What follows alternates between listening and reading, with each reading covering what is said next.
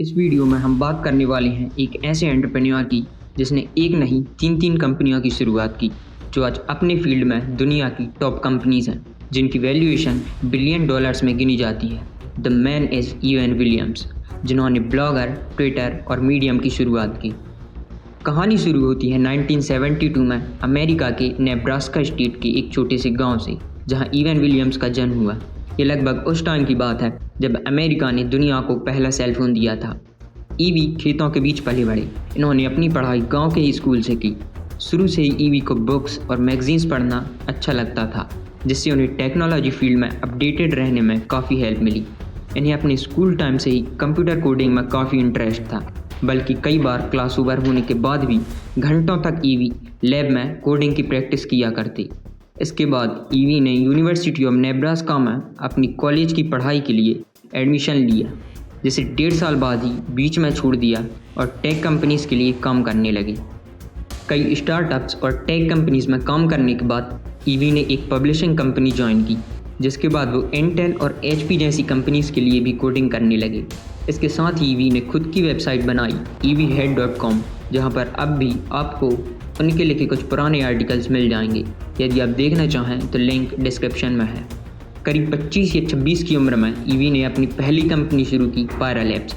शुरुआत में बेसिकली ये एक वेबसाइट थी पायरा, जो एक टू डू लिस्ट की तरह थी। इसके ज़रिए ये ट्रैक किया जा सकता था कि किन किन एम्प्लॉयज़ ने कितना कितना काम किया। इसकी सक्सेस के बाद एक और इसी तरह की सर्विस लॉन्च की गई, ब्लॉगर, जिससे ब्लॉग्स वगैरह मैनेज किए जा सकते थे। कंपनी का यूज़र बेस तो बहुत बड़ा था, पर उस टाइम ये फ्री ऑफ चार्ज अवेलेबल था और इसके पास कोई रेवेन्यू मॉडल भी नहीं था। इवन इन्हें एक नया सर्वर लेने के लिए भी डोनेशंस पर डिपेंड होना पड़ता था। कंपनी की हालत इतनी ख़राब हो गई कि सैलरी ना मिलने की वजह से बहुत से एम्प्लॉयज़ कंपनी छोड़कर चले गए, पर ईवी ने कंपनी को संभाला और इसकी पॉपुलैरिटी की बदौलत 2003 में अनडिस्क्लोज्ड अमाउंट में गूगल ने पायरा लैब्स को खरीद लिया। इसके साथ ही ईवी गूगल के लिए काम करने लगी और 2004 में इसे छोड़ने के बाद अपने करीबी मित्र नोहा ग्लास के साथ एक पॉडकास्ट कंपनी शुरू की, ऑडियो एक ऐसा प्लेटफॉर्म था जो पॉडकास्ट रिकॉर्ड और शेयर करने में हेल्प करता था।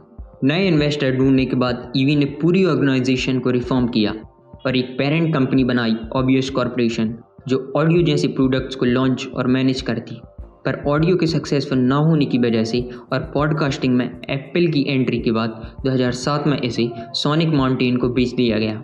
लेकिन इन सब के बीच ईवी और नोहा ने 2 लोगों को हायर किया था, जैक डॉर्सी, जो करंटली ट्विटर के CEO हैं, और बिजस्टोन। जब सब लोग ऑडियो पर काम कर रहे थे, तब जैक डॉर्सी और नोहा ग्लास ने सोचा कि क्यों ना एक ऐसा एप्लीकेशन बनाया जाए जिससे लोग अपने स्टेटस मैसेज शेयर कर सकें, जिसे आज हम ट्वीट्स कहते हैं। इस तरीके से ट्विटर साइड प्रोजेक्ट के तौर पर जैक और नोहा के द्वारा ईवी की लीडरशिप में शुरू किया गया था, जिस 2006 में कई मुश्किलों के बाद ऑफिशियली लॉन्च किया गया। ये शुरू से ही उतना सफल नहीं रहा।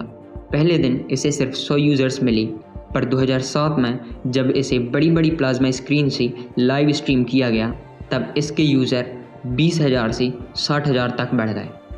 तब तक ट्विटर ओबियस कॉर्पोरेशन का एक हिस्सा था, जिसे बाद में अलग कंपनी बनाया गया, और ईवन विलियम्स को फाउंडर और इन्वेस्टर होने के साथ साथ बोर्ड मेंबर भी बने।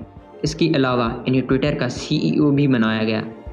उस time Twitter 5 crore 50 lakh visitors के साथ third most used social network था, पर आज ट्विटर के पास करीब 34 करोड़ यूज़र्स हैं। 2010 तक ईवी ट्विटर के CEO रहे और 2019 में अपने सारे शेयर्स बेचकर ट्विटर से पूरी तरह अलग हो गए। पर 2012 में ट्विटर के बोर्ड मेंबर रहने के दौरान ईवी ने एक और प्लेटफॉर्म लॉन्च किया, मीडियम एक पब्लिशिंग प्लेटफॉर्म है जहां पर क्वालिटी बेस्ड आर्टिकल्स या ब्लॉग मंथली सब्सक्रिप्शन पर अवेलेबल हैं। इस प्लेटफॉर्म पर करीब 75 लाख आर्टिकल्स हैं और 6 करोड़ से ज़्यादा रीडर्स इसका यूज़ कर चुके हैं। पर बाकी प्लेटफॉर्म्स की तरह इसे सिर्फ एंटरटेनमेंट के लिए नहीं बनाया गया। इसे बनाने का मकसद मीडियम फॉर शेयरिंग नॉलेज और पर्सपेक्टिव है। हालांकि मीडियम अभी तक प्रॉफिटेबल नहीं रहा, क्योंकि ये सब्सक्रिप्शन मॉडल पर बेस्ड है। यानी मीडियम पर आर्टिकल्स पढ़ने के लिए आपको हर महीने नेटफ्लिक्स की तरह एक फिक्स्ड अमाउंट पे करनी होगी।